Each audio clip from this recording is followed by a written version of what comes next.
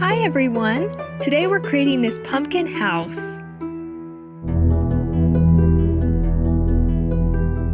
So I used a fake craft pumpkin for this project, which I got at Michael's. You could try this with a real pumpkin also, but I just thought with all the work put into it, I'd like to be able to save it for future years. Next, you'll need a permanent marker that is close in color to the pumpkin. And then just draw around the top to decide where you're going to cut the lid. So I marked it out like this. For all the carving on the pumpkin, I use an X-Acto knife. If you have a better tool or something that works for you, go ahead and use that. But please be very, very careful. It's easy to hurt yourself, and if you're not an adult, please ask one to help you.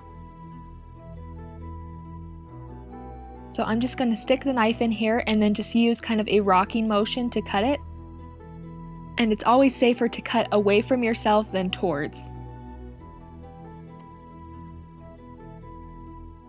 So once I cut all the way around, it looked like this. So next you'll want to mark out where you want the doors and windows to be. So I just picked the side of the pumpkin I liked better, and then on the center point, I drew the door like this with an arch at the top. And then I drew a window directly above that, and I decided to make them pointed on top. Then I drew one to the right and to the left of the center one. And then below those, I just drew a rectangular window on each side.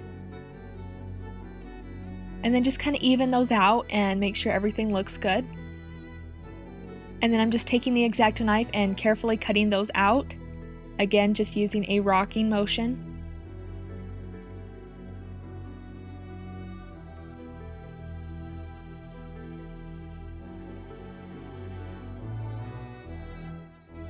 And then punch those pieces out. And then just repeating that on all of the windows.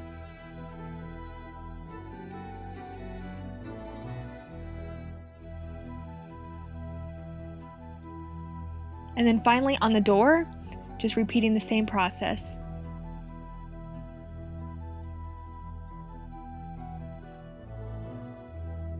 So it looked like this. And as you can see, we have a lot of marker that was left behind. You can just take some rubbing alcohol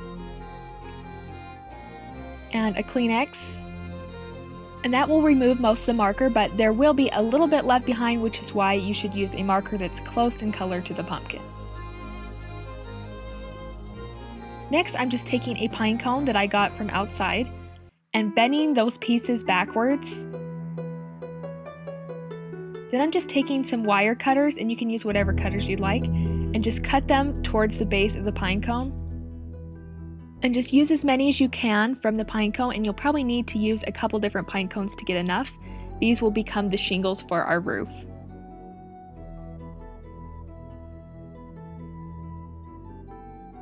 So I used 2 pine cones, and I ended up with a pile like this, and they just each look like this.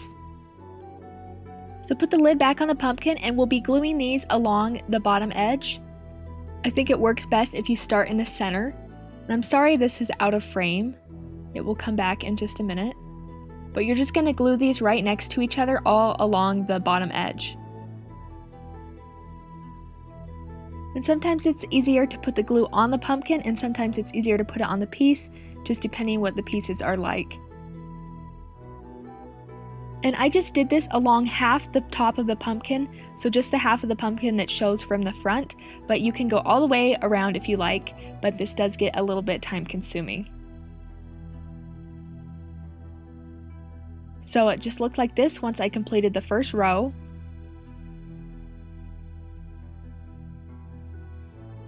So now we're going to go ahead and add a second row. So just glue those pieces on directly above the first row, offsetting them so they're kind of in between those first ones.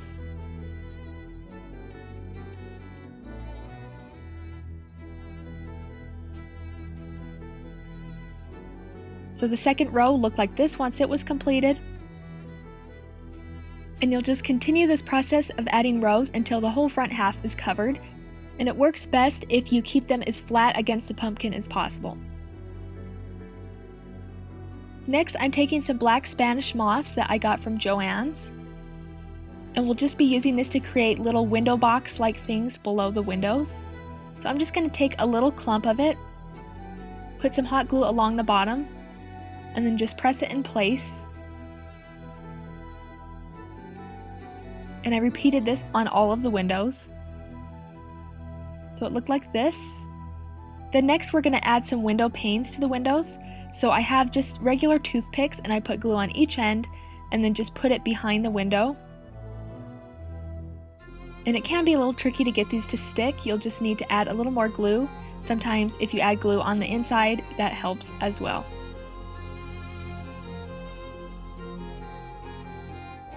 So now I'm just going to add another one going across the other direction.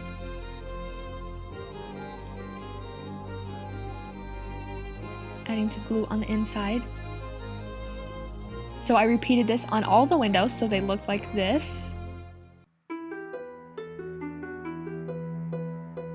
Next, I created some shutters for the windows. If you want to stick to all natural elements, you could use twigs or something like that, but I just wanted to add kind of a pop of color to the pumpkin. So I just measured how long I wanted the shutter to be, and then I just cut a bunch that were that length. And this is just regular purple cardstock. And then I put a little glue on the edge and then just glued them to each side of the windows.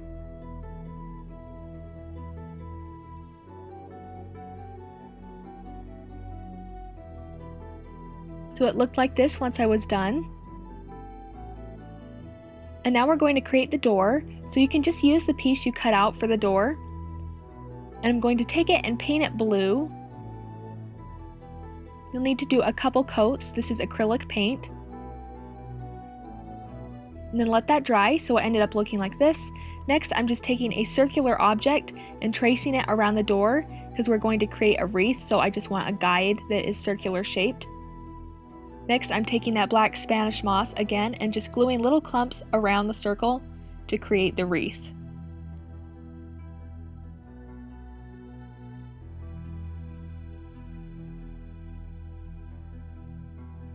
Then you can just adjust it and trim off any extra.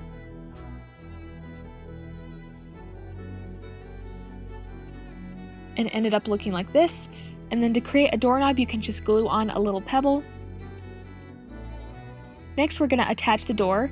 So I just have a piece of thick wire here, and I kind of bent it a little bit in the center. I put some glue on one side and glued it to the back of the door. Adding a little more glue to reinforce it.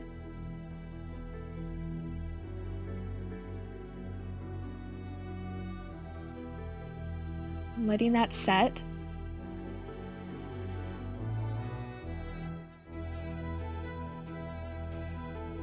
So now I'm just deciding where I want to place it, putting glue on the other side, and then just gluing it to the inside of the pumpkin there.